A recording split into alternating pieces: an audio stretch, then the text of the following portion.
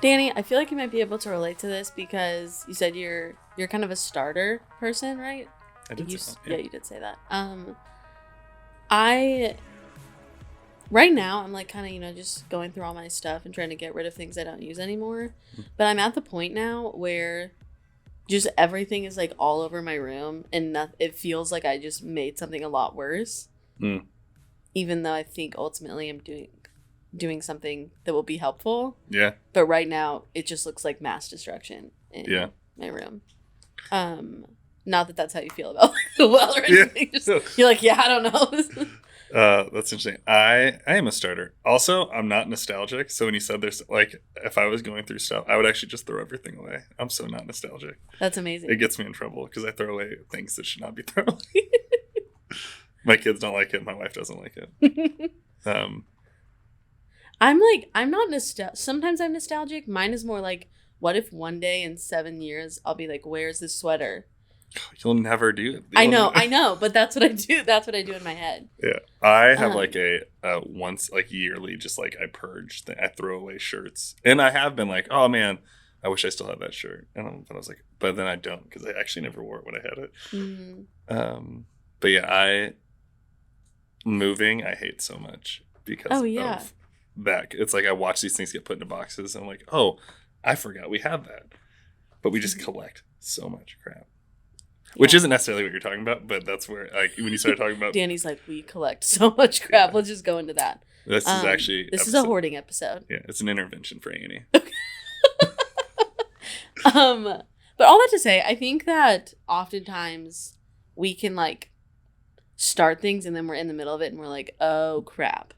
Yeah. And so today we want to talk about the cost of deconstruction because in a lot of sense, it's a really costly experience in my opinion. Mm-hmm. But one thing is, so Jesus talks about counting costs, right? And when he talks about it, it's in Luke 14. He says, who builds a building and then doesn't count the cost beforehand, and halfway through he's like, cool, my building I guess is done. Yeah. It's like every episode of Fixer Upper when they call him and they're like, we ran out of money. Yeah, right. I'm like, that's crazy that happens every time. Yeah, you guys at some point need to get better at this. It's fine, everyone. Hey, we all make mistakes, but this is just a staple of your show now. Yeah. Sorry, I didn't mean to just roast Chip and Joanna Gaines on this podcast. They'll be okay. I don't know. That was pretty scathing of me. Yeah. But all that to say, that's when Jesus talks about following him, he says, like, you have to count the cost and you have to see the cost all the way through. And as I was reading that, he talks about building a building.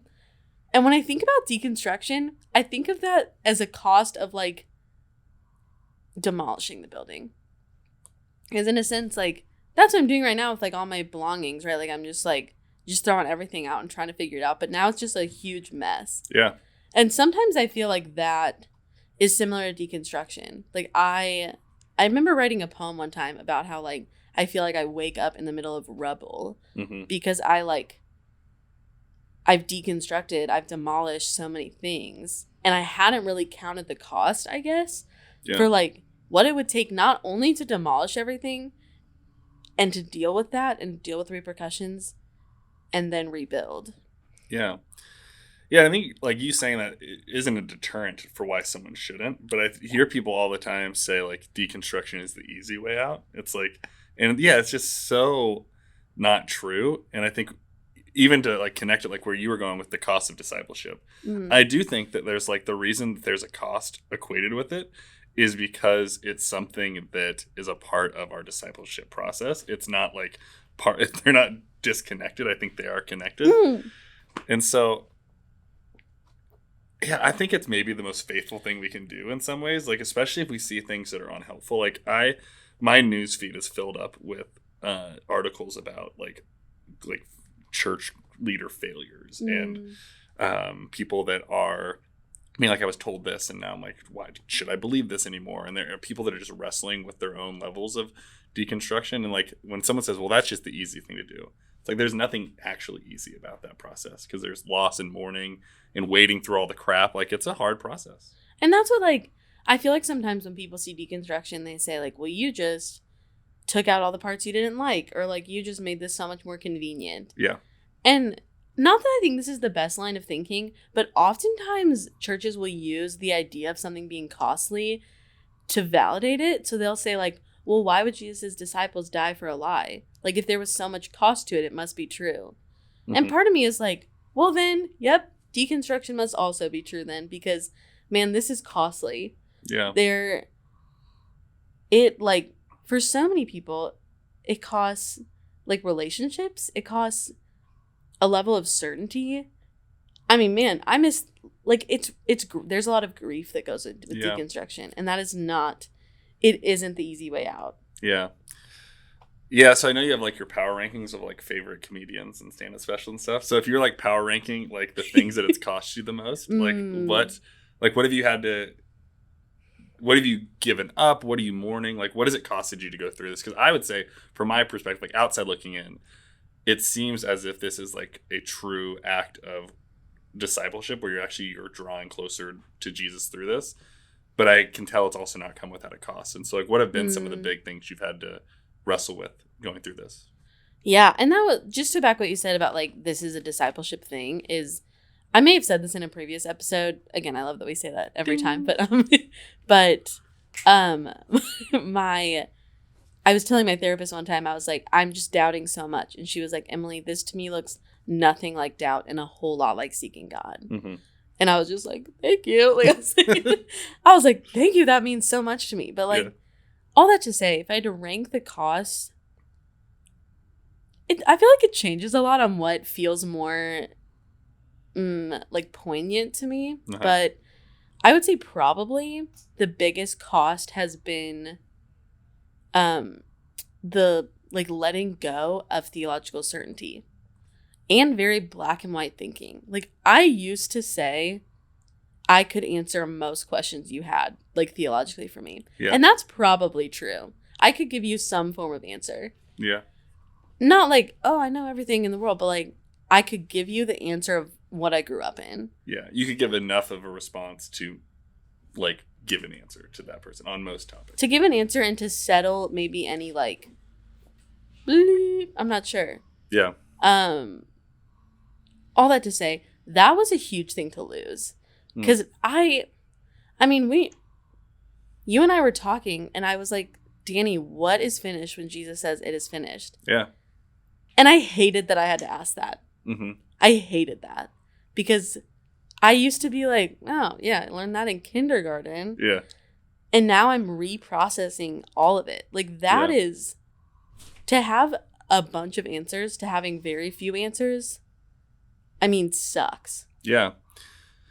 Well, so you've surrendered certainty, which I think, I know I said this and this is like I'm patting myself on the back, but I do like the idea of like surrendering in this thing too. Like that's a part of discipleship is like Jesus is like, you need to surrender these things over to me. Yeah. I think there has been like an act of surrendering in this.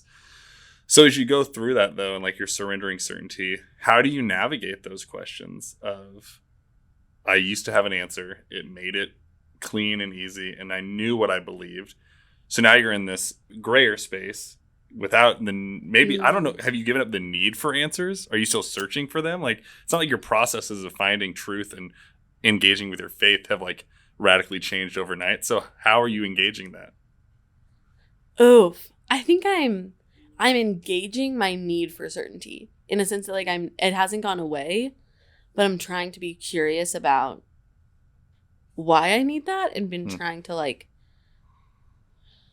what is at the root of my need for certainty? It's a need to, like, understand what's going on and to have some structure. Mm-hmm. Okay, I don't want to feel like I'm just, like, everything's crazy. It feels like, so, I used to have a friend, I mean, she's still my friend, sorry. Okay, great. In college, we would have Theology Thursdays. I was a nerd. And... Ragers. Wow. And then we would have a Google Doc where we would just put topics we thought about that week that we wanted to process with each other. This is like the highlight of my week. Yeah. But and we had different highlights. I'm doing Thirsty Thursdays and you're doing Theology Thursdays. I like that.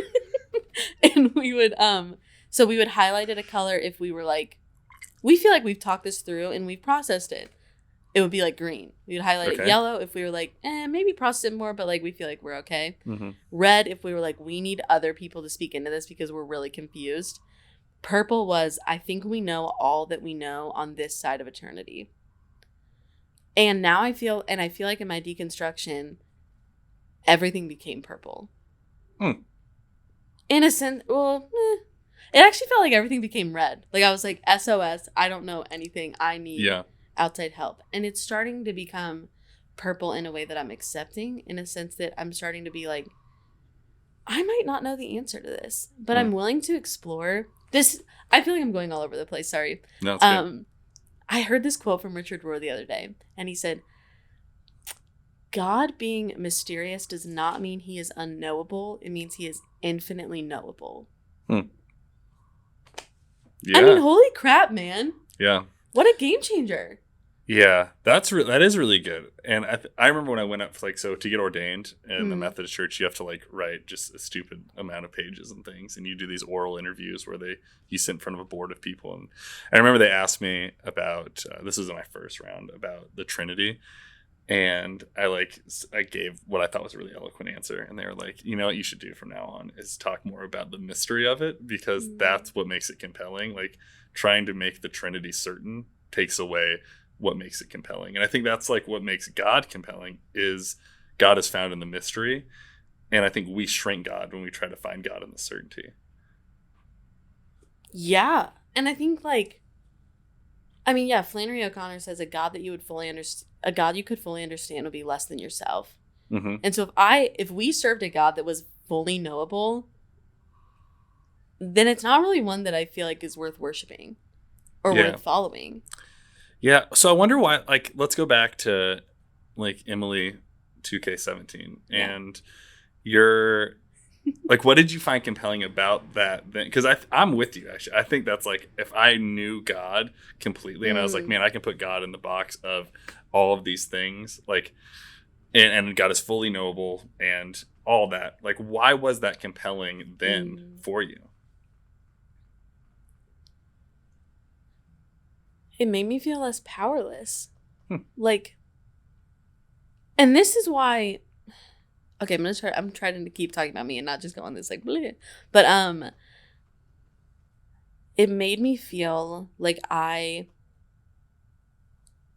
had some control and some ability to, I've always been someone that like, if I didn't understand something, I just worked my butt off until I understood it. Mm-hmm.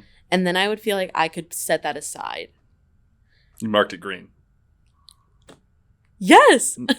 I marked it green. Yeah. And I wish everything was green. Mm-hmm. I said, nailed it. Okay. And so to have a very like clear systematic theology was to say everything can be green. Yeah. And I don't have to like. And here's the thing. The only way everything can be green. This is an extreme statement, but I'm going to go with it. Yeah. The only way everything can be green is if you completely detach from the truth. To say, I do not struggle with any of this because it doesn't matter my reaction. Yeah. So that, in a sense, is compelling that it doesn't matter what I think. Right. And I just get something that's sure and true and black and white. And I have answers to the big questions. I think about big questions all the time. And so to say, I can think about it and be like, oh, but Emily, you know the answer. Right. Is so much easier. It's tangible. Yeah, I remember. So systematic theology was one of my least favorite classes in seminary. Uh-huh. And not because it was the hardest, but I was like, it just seemed like we shrunk God in the process of creating theology. And I was like, man, like it can't be this easy. Like I liked the difficulty, the wrestling, the mystery. And systematic theology was always something that like never landed well with me. I didn't dig it. Yeah. And the other thing though is like if I have all the answers, then I know that I can be theologically respected. Yeah. Which is a really big deal to me. Yeah. I want people to think very highly of my like theology. Right. And not to tell your story, but that's because you're also trying to like claim and earn and like validate your seat at the table, right? You've always wanted that absolutely seat. And I think this question's connected to this. This popped in my mind as we were talking because I don't think I've ever asked you this. Okay. And if I have, I'm so sorry that I forgot. But what what started your deconstruction process? Like, do you know, like, what was the moment, the day, the conversation, like, when you were like, man, like, what was the first straw, the Jenga piece to get pulled out? I know we used that analogy before. It's kind of a funny answer. Okay. I was raised Presbyterian, and I was dating someone who was non-denominational. Mm-hmm. And sinner. And people in my denomination were like, Emily, like, are you kidding? Yeah. Does he completely affirm the Westminster Confession of Faith? And I was like, I don't care. I really don't care. And so honestly, to start going to his church and I had to start by deconstructing Presbyterianism. Mm-hmm. And to say, oh, other people think differently about baptism and worship and all of these things and salvation and predestination, all of those things, just to be able to see the other side and to say, man, I actually get how you got there. Yeah. When I saw that people could see the Bible, see the same book I was reading and come to not massively, different conclusions. Sometimes massively different. Sometimes massively. What am I left with? I thought there was one way to read the Bible and that I had it right. And so when I saw that, okay, people are getting to different ways and still connecting to God, it was this freeing of, okay, I'm allowed to connect to God through a different way than Presbyterianism. And also, maybe I don't have it all right. Yeah. And that plus some like processing through, again, my own like anxieties around dating and thinking about like what the church told me about that. Yeah. And then like listening to resources of people like kind of deconstructing Christian dating and seeing like, oh, well, does it have to be this like anxious and this intense? And that was like a big deal to me. So it's kind of a weird answer, but yeah. No, I think it's not a weird answer. I was just talking to another pastor about this, and he was telling me about the church he works at, and we were talking about echo chambers, and he's saying their church has really, really far left people and really, really far right people, and they just assume that's the whole church because those are the only people they talk to in the church. Man. And I was thinking about that as it related to your experience within the Presbyterian church. It's like you don't know what you don't know, and I think there's a little bit of and hear me out saying this is not a call out to the Presbyterian church because it's, I think, connects with every church denomination. But I think one of our mechanisms for growth is to keep people in the club, in the echo chamber, to be like, we're actually the only one and we know it all. And that's why we talked about this in the last episode, like when people are like concerned about your salvation and going to hell, like really they're in some ways concerned more about you leaving the collective and going outside the echo chamber and what might happen if someone else speaks into that, because then your mind might expand and you might be like, oh man, we can baptize infants, or oh man, we can get baptized as adults, right? Like like any of those things that people are so divided on. But it's really interesting for me to hear you say that, like talking about growing up in the Presbyterian church and having no context for that, because I felt like I grew up in my experience of the church was like the Wild West. It's like I could go to one place and it's like we got people like dunking people, and then other places they're baptizing babies, and like other places they're trying to aggressively pray over you to receive the gift of tongues, and it's like all these things. And so I like my only real experience with the church was much more loose in that, where you had a much more predefined, like this is the box, this is the package, this is the most right version of this thing. We're the ones that take the Bible seriously. Yeah. I just heard this quote today that was like, what does he know about England whom only England knows, or something like that. I'm basically saying like, if you've only ever been to one place, then I don't actually know anything about this place because I have nothing to compare it to. Yeah. Kind of interesting. Yeah. But like, okay, so certainty and having that one like canned answer that I had at ready to go, like I had to grieve that, and I'm still grieving that because I miss the comfort of that. But another part of that is when I don't have that canned answer anymore, community looks different. So there are people, I think another huge cost is it costs, I'm not going to say it costs people, though sometimes that's true. It costs how people relate to you. Yeah. If I know that I could give the perfect like canned answer that they want, and I know how they'll relate to me if I give that answer. Yeah. So it's new territory to say, actually, I'm thinking something different. I have no idea how you're going to respond to me now. Yeah. Yeah, it's scary, right? Especially if like you're used to knowing like this is what I say, this is what I get back, like this is what I get, this is what I get. It's the unknown. It's scary. This is interesting. Like, what would it have cost you though not to deconstruct? Like, think now, like you haven't, like you're 15 years down the road, and you didn't engage in this process because maybe you dipped a toe, and someone's like, "Hey, don't do that." Like that's leading you down a path to hell. That you're in the culty thing, right? You've cut out the group of people, and you're just in this thing, and so you come back. What would it have cost you? Do you think? And this is hypothetical, and so you're being speculative. But what would it have cost you to not?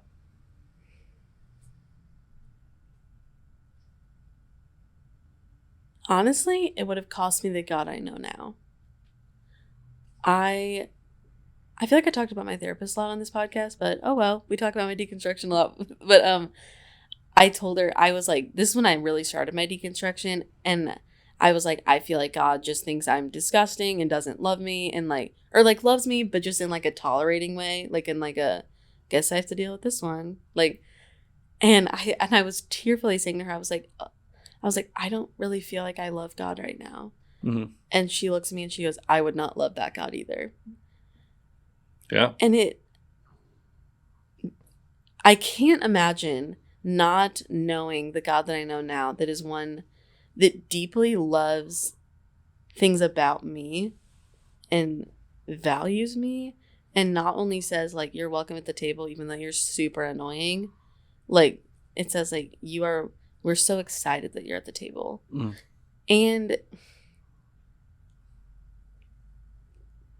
one that welcomes my input, not in a sense of like, how should I run the world today, Emily, but in a sense that like my voice matters in the dialogue with God. Yeah. Like in the Psalms, I guess I used to think of it as like an echo chamber that we're just talking to ourselves of like, this really sucks, dude. Yeah.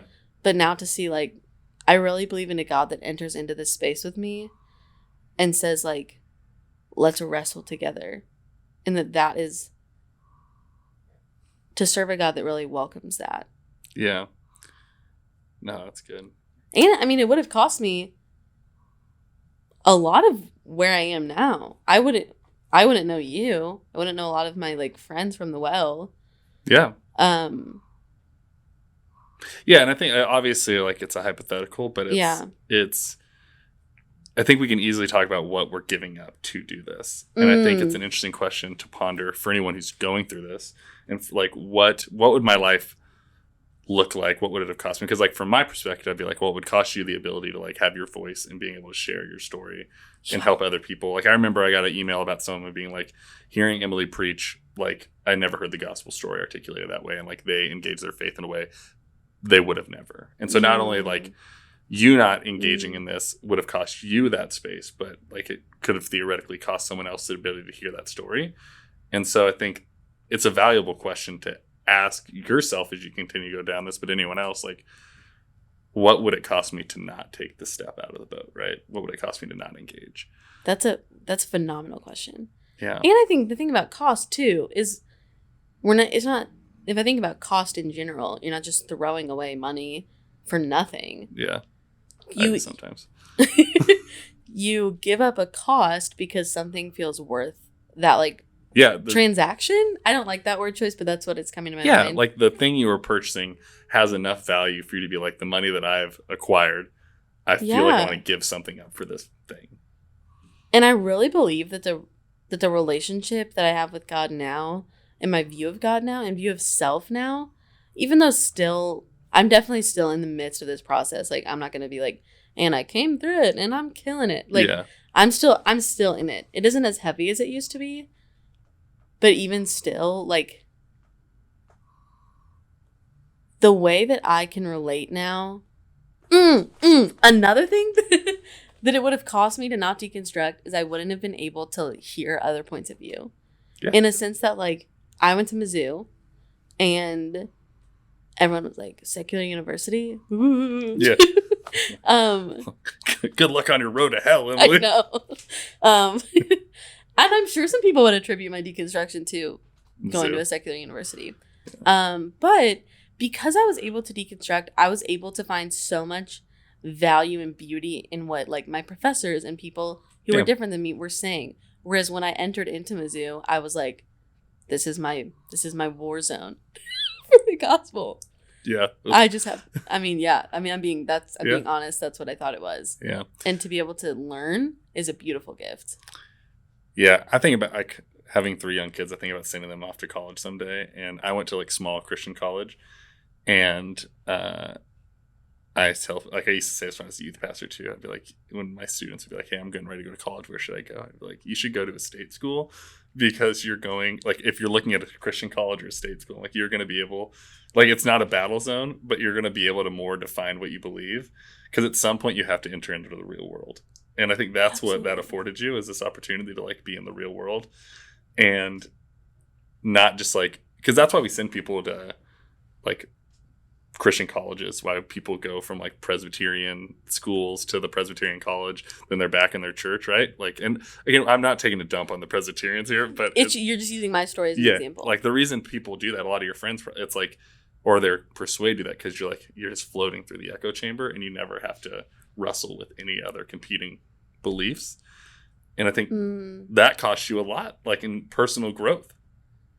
I never thought about this, but, like, I was planning on going to Presbyterian college. I know, big shocker. Yeah. I looked at 2 different Christian colleges. Both times we drove onto the parking lot, and I had a bodily reaction that I was not supposed to be there.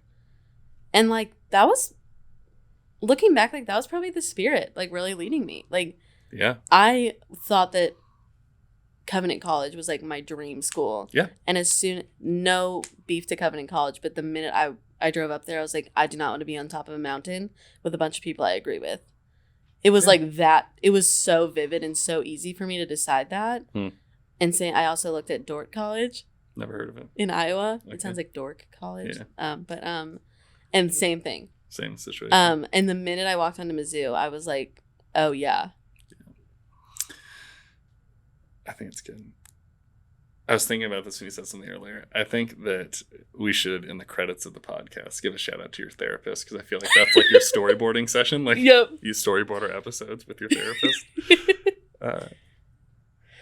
How much is that? Like, so I think back to, like, therapy for you. Like, how much is therapy? Because that's one thing, like, growing up in the church, I was told, like, don't go to therapy. Like, your emotions might, like, lead you down, like, a different path. How much has therapy actually helped you? And is it Christian therapy, or is it just, like, therapy? She is a Christian therapist. Okay. And that has been so good for me because, one, I need someone, she's seminary educated, and I need someone who can go theological with me when I need to.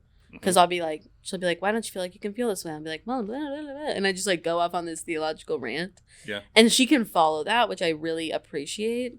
But also, she has been... I remember the first time I told her, I was so nervous because she went to a Presbyterian seminary.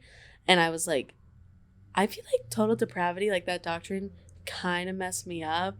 And I'm not feeling great about it. And she was like, well, yeah, I don't really feel like that's in the Bible. And I was like, okay. I was like, okay, we're still okay. Yeah. It was a hard dynamic because I was scared to, like, be honest with her about my deconstruction at first. But she has really met me in that in a way that has been so affirming that is still a part of my Christian walk. And shout out to Alyssa. She'd never respond to me in fear. And that is why I think her voice in my deconstruction has been so valuable, is because another cost of deconstruction is people being so freaking scared for you, which kind of goes back to what we said about hell in our last episode. But, like, she just meets me with genuine curiosity and interest in what I'm thinking and feeling, and not being like, well, Emily's going to hell. Yeah. No, I think that's good. And, like, again, it goes back to the curiosity thing. Like, there's more curiosity than there is certainty. So this is completely off topic, but when given the opportunity to share a story that I think is really interesting, can I just share a story that is personal, has nothing to do with our topic? Okay.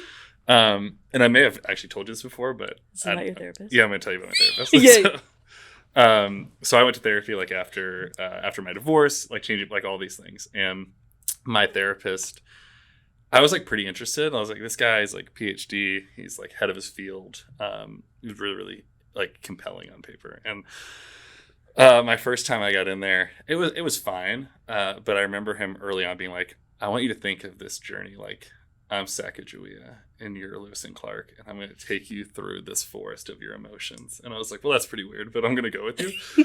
And then later on, he's talking to me. He was like, hey, like my goal here is to make you cry. And I was like, I think we have different goals for therapy. But later on, I don't think I've actually told you this part. If I've told you, like, so he was also like, he went to seminary to be a priest and decided that he's like, religion's false. I don't want to go anymore. And then when he found out, because I didn't lead with him, a pastor, I usually don't lead with that in many spaces. And so he found that. And then I became his therapist for like 2 sessions. Like all we talked about was his religious trauma. And I'm like, I'm paying you a lot of money to talk about this. But so he would always sit like I was sitting, and he would do this with his foot. And he, I guess, noticed I was staring at it one time. And he's like, well, just need you to know that I have this really debilitating pain. I take like 16 Vicodin a day. And I'm like, I'm not a doctor, but that's a lot of Vicodin. And I'm like, it's odd for you to tell me this. And ended up getting surgery, got a pain pump in, and his pain pump, he like told me how awesome it was. He's like, well, I'm not taking any Vicodin anymore. My sex drive is through the roof. And this guy's like in his late 70s, which is like, but all of it is weird, right? But when he came back, he also forgot who I was. Like he came in and we did like a re-intake. He's like, oh, I don't remember any of that. I was like, that's really weird.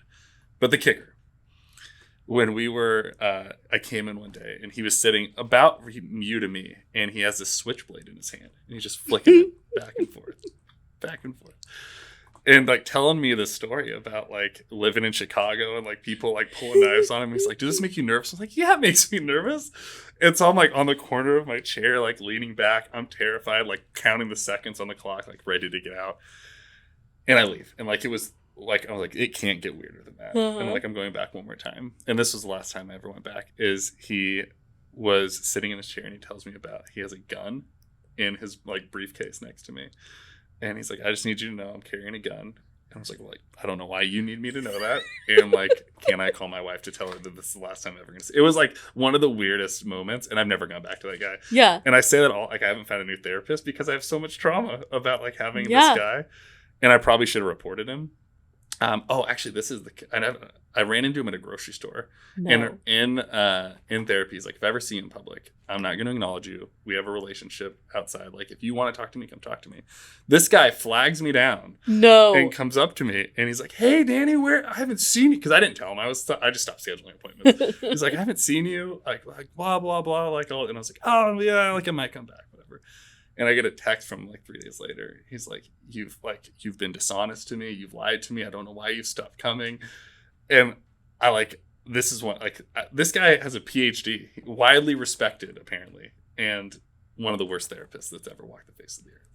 That's so bad. So I'm happy for your experience. Thank you. Yeah. That was a long story that had nothing to do with what you're talking about, but I just felt like I needed to just get it off my chest.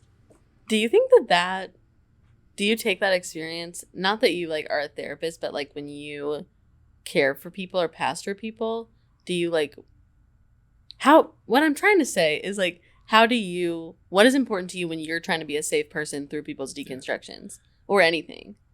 You're really good for this podcast because you just took like a basket of garbage and turned it into like, you reconnected it to what we're talking about.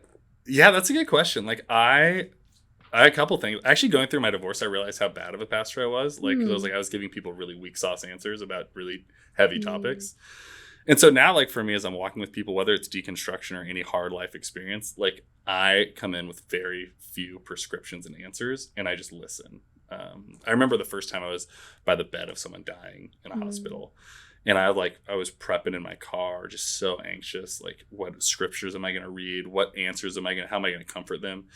And I came in and like we just like held hands and said the Lord's Prayer, and just like we sat and talked a little bit, and like and then that person like days later died, but like that's what they wanted and needed, and it's what their family needed, and it was creating space for them just to be seen and feel known. And like because that kind of stuff into like pastoring type stuff, like pastoral like stuff like sucks the life out of me. Like it doesn't give me energy. It's really hard for me. But I found a lot of freedom and more energy that I'm provided as I like just sit with people and let the Holy Spirit fill the room rather than me be like, hey, I'm going to tell you what you need to know.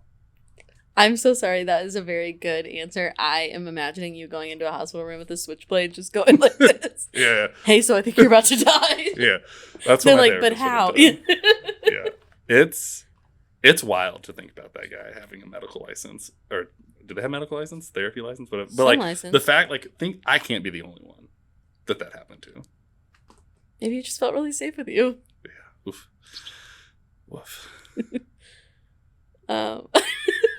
So the cost of deconstruction. Yeah. If we had like sponsors, this would have been a good time for a sponsor break. Yeah. So back to the cost though, right? So let's talk about that for a second. Like we've talked about the cost of deconstructing, a little bit of the cost of maybe not deconstructing. But as you like are continuing down this journey and you're like step by step, day by day, like you think about counting the cost, like how do you feel about it? Like, are you like, man, I feel like I'm spiritually bankrupt? Are you actually getting a return on investment? Like, where do you feel like you are on that? I'm digging the analogies. That is great. Thank you. I'm trying to keep up spiritually with you. Bankrupt. Wow. Sorry. I just need a second to. That was great. I would say that, yeah, it has for sure felt worth it to me. There's a point in which, like you look like you're so in trouble. Yeah, I know. I'm so sorry. You guys can only see Dustin's face right now. He gave you such a stern, like, are you serious? But there's a point in which, like, when you're, like how I was saying, you know, like tearing everything apart in my room, trying to pick what I don't want anymore. There's a point in which that is not fun. I'm like, I don't think this is worth it because there feels like so much ahead of me, and I feel like I just lost everything, and there's no gain. But I think when I put my room back together, that I'll be like, oh my gosh, this feels freer and not stuff that's like weighing me down. I'm just gonna say the analogy that's coming to my head. Yeah. Okay, it's like I think deconstruction has a continued cost, kind of like Netflix. Like a subscription. I've subscribed to Deconstruction today. Smash that subscribe button. But what I mean by that is like, even though I'm excited to ride the wave of this Netflix analogy. keeps like upping their price. Yeah. There's enough stuff on Netflix that I found really valuable that the cost is continuing to be worth it to me. Even though the cost is not a one-time cost. It's not like I spent $100 and I have Netflix for life. It's a subscription. Deconstruction is a subscription model. Can we get t-shirts that say that? But yes. Subscribe to Deconstruction today. Yeah. And then with like a little arrow. Okay, so all that to say, it continues to have value for me, so I continue to pay the cost. Yeah. And that is how I feel about deconstruction. It continues to be a way that I feel more connected to God and feel more connected to myself. And I feel like God and I have a relationship now that I can actually be a part of. That's kind of an abstract thing to say. Yeah, well, why wouldn't you have been able to be a part of the relationship before? Because I didn't really like him. Okay. Yeah. Like, even when you were... That was kind of intense to say. Like, Dustin looked at me like I'm a heretic. But, so even when you were in that circle, you were like, you still didn't really like that God. You just knew that God, but you didn't like I thought it didn't matter. I saw this quote and it was like, it doesn't really matter if you like God or not. He has a universe and you don't. And I was like, damn, that is it. Yeah, like, that was my relationship to God. And so to say now, yeah, that's so sad. It's highly problematic in the sense that, like, if you knew someone that was in a relationship like that, where, like, if I don't like the person, I'm like, it's manipulative. I don't really like the person, but I'm there with them for the X, Y, or Z reason. You'd be like, get out of that. But imagine if instead you said, I don't really like this person, and you said, well, you're kind of fully bad, so you're probably wrong that you don't like them. that was my relationship with God. That makes me really bummed out. I'm so sorry. But like, it's not that way anymore. Yeah. And so to say the new relationship I found with God is one that says, and also I was like, who cares if I like him? He doesn't really like me. Shoot. Yeah, there was no like in the relationship. There was no love for none. anyone. It was a lot of duty. Yeah. And a lot of like just being like, I can't believe we're stuck together. I'm so sorry. Are you laughing at duty? No, I hit my microphone. Oh. Well, then I made it weird. But so that is incredibly worth the cost to have a relationship, a healthy, like non-toxic relationship with God. Yeah. That's good. Did you always feel like you liked God? Like, am I? Yeah. No, I think it's a really interesting question. And I would say yes, but I also like... Danny's so cool. He always liked God. All right, fair. All right. I'm totally kidding. But I think that part of my relationship with God has been less... Like, I don't ever think I was like, God looks at me like I'm a piece of garbage. Well, like, I'm not... I wasn't... Be nice. I wasn't Forky, right? Like, the piece of garbage that was thrown away. Like, yeah. Deep cut Toy Story 4. But yeah, I don't know that I ever felt like that. And also I never had answers, but like when tragedies would happen around the world, like I remember like when something like a Hurricane Katrina would happen or like those things, people were like, why would God do that to people? I was never like, I don't think God did that to people, right? And so like when I saw things around, I didn't see God as like this kid with a magnifying glass burning the ants. I didn't see God as the person that was like, you suck, I suck, we all suck, but we're bonded together, right? I was like, if I am created in the image of God and I am inherently lovable, like God should be lovable and there should be like a pretty joyful relationship between us. Even if I didn't fully, I've actually never thought about the idea that God, like what you're saying right now, has almost never crossed my mind. So I'm like verbally processing years of emotions. But yeah, I don't know. I've always found God quite pleasant. That's lovely. There's a John Piper quote that he says, even though there's still some remnant of beauty in humanity, we are so defaced and so debased that God finds the idea of a relationship with us like so unpleasing. And I saw that and I was like, yeah, that's what I thought. That God relates to me out of duty. Like, yeah, just so like, I feel like this is going to be a mean thing I'm about to say. Sometimes in like youth group when there was that one annoying kid, but everyone was like, you got to be nice to him because we're in a church, that I felt like I was that kid with God. Yeah. I can't think of that kid in my youth group, but that's probably because I was that kid in youth group. Or just because I'm a jerk. No, I think that's like, it is interesting to think about like God only loving us or relating to us out of an obligation, not out of a deep desire. Yeah, that's what I totally thought. Also, I know this is getting long, but I have one more thought that I want to bring up. Is that okay? Sure. Okay. We've talked a lot about my deconstruction from like a very fundamentalist reformed background to a more progressive Christianity. However, I've also spoken to people that have deconstructed the reverse. Yeah. How do you think that, like, thinking about people growing up in progressive Christianity and feeling like it doesn't offer a structure, and so they actually go into fundamentalism? Yeah. Well, I think there's a couple spider legs out of what you're saying, but I think like, I think you can deconstruct either direction. I agree. Like this idea that you're deconstructing to the correct and the final is not like, that's not what you're doing. And like the idea that a progressive Christian is somehow right or like we found the truth would be completely off base. And so I think there is like, we vacillate and we swing the pendulum so far back and forth. And like right now, what I would say, like my faith and where I'm at as a pretty progressive Christian is an overcorrection from what I've seen be incorrect. And I'm hoping that I swing the pendulum back to find something in the middle that really brings like glory to both sides and the right that they both bring to the table. But yeah, I think like I oftentimes mourn the loss of certainty. We've talked about that before, and the things that a more fundamentalist or evangelical space will provide you. And I think if you grew up in a world, I know people that grew up in really, really hyper progressive. Jesus was kind of just a cool dude that hung around, and like you can kind of do what you want, blah, all those things that are on the more like they're like, well, I don't want that. Like I want to know what I'm pursuing, and I want to be able to see how I'm doing in that.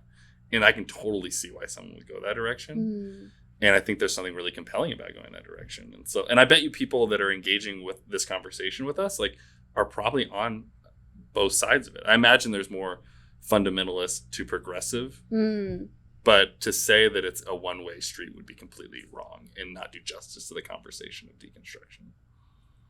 I love that God is like, I mean, God is everywhere, but we're all unlearning the parts of the way we grew up that needed to be unlearned for the sake of like knowing God more fully. Yeah. And seeing more beauty. Yeah. And I would say there's like a temptation to because I'm like, hey, like there's a lot of gray, right? Like I say things are not black and white. But when I watch a lot of people that say there's a lot of gray in, they're also really black and white that like my gray is the only right one. Ew. Right?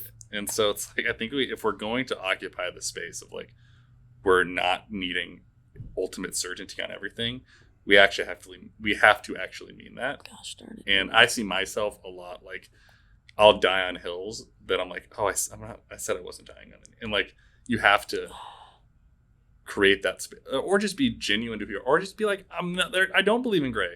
I've gone fully this way. I'm black and white, and I've decided just on this side. Yeah, just own it. Like we think about reasons 70% of people don't want to go to church. That's religion, not religious and non-religious. It's because of the hypocrisy of being like, well, these people are wrong and I want to create the space, but then you do create all the sins of them on the other side. You just like label yourself a progressive or conservative, right? Like you've just become the flip side of the coin of the thing that you despised. And I think that's the reason people don't go to church. It's not because the story of Jesus isn't compelling. It's not because our church's music isn't cool. It's because of the hypocrisy of the leaders and the people inside the building. It has very little to do with Jesus. And I think people are deconstructing us more than they're deconstructing Jesus. And like, I don't know if this is true about your story, but you're deconstructing what you've been told about God, not who God is. 100%. But in the beginning, you feel like that's what you're doing. Yeah.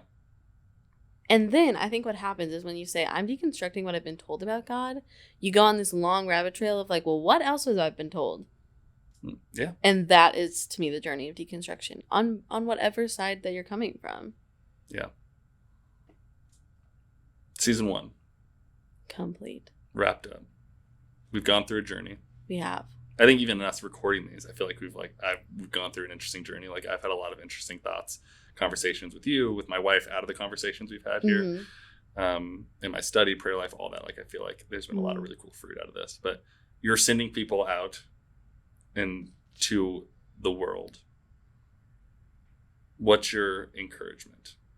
What's your prayer for them, maybe? What's your prayer for yourself, I guess, as we go out of this?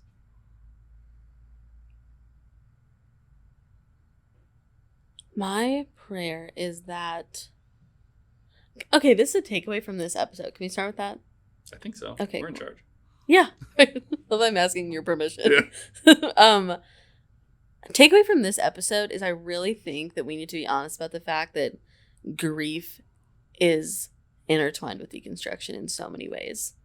Like I had to ask some professors 2 semesters ago for like some extensions on assignments, and I felt so dumb being like, I'm having a faith crisis and I literally feel like it's all I think about and I actually don't have like the capacity. And my professors were so adorable. They were like, who doesn't go through a faith crisis? Take your time. And I was like, yeah, go to Mizzou. It's fun. But but in general, I think my prayer for myself and others as we continue on this journey is that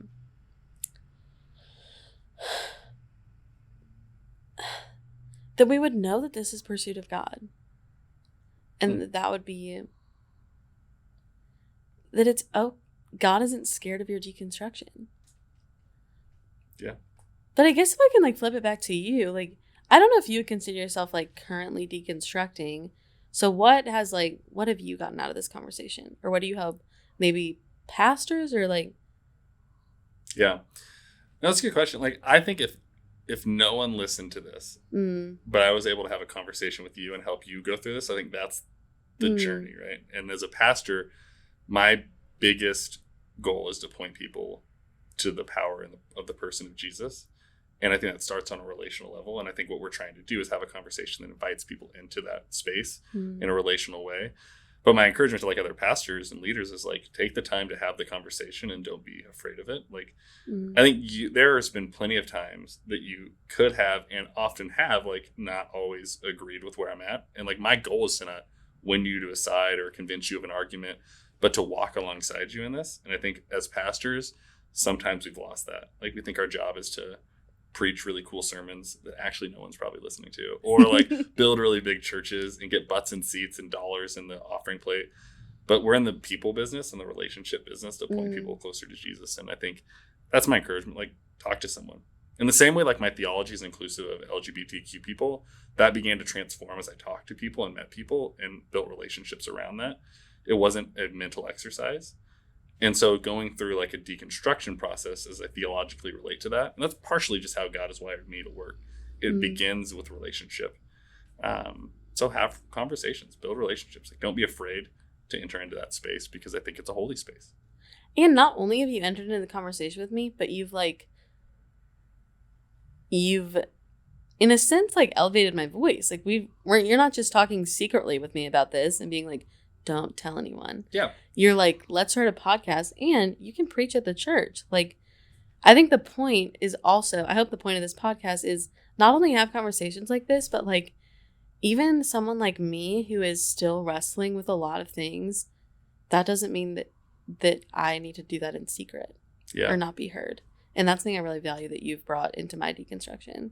Yeah, I appreciate that. And I think sometimes we think leading is leading from the front, but like leaders, the best leaders lead from the back, and they pursue and spur people on and they elevate people. And I think that's what, and I don't think I'm the best leader, but I think that's one of the people that have helped me grow in my faith, put me in places where I didn't just hit home runs, but I struck out so I could learn more about what I was doing. And I think, and I've seen a lot of like gatekeeping, and I think I see that within the conversation of this, like we're trying to hold people away and close the gate. And I think opening that up and allowing people to have the conversation is, as a leader, one of the most fruitful things you can do for the people in your congregation or the friends that you have. Like creating safe spaces. The number of people I have that are unchurched and will probably never come to my church, but have had really cool faith conversations with. Like, I've had more of those with people that have no interest in the church, but just know me as a friend. And know I'm a pastor now, but they knew I was a normal person first. And so now they feel comfortable having those conversations with me. And so I think building those real friendships helps out too. I love that. And when you say normal person, I think you just mean a curious person and not a... Yeah. You're, I'm right, you're wrong, I'd love to tell you. Yeah, well, yeah, you're right. Because when I say normal person, I mean I'm not going to tell you you're going to hell and you're wrong and try to win you over. I just want to like be your friend. Which is not a given when speaking to pastors. Yeah. And not always given for me. I was a jerk for a while. Like I wanted to win people over for a while. So. All right. Well, I think this was an awesome season 1. Any final thoughts? I'm ready to do it again. Ready to do it again. You ask me every time if I have final thoughts, and I haven't had one yet. I just don't want to like shut down. Yeah. I'm trying to be curious, Danny. Gosh. All right. Well, thanks for listening and embrace the journey.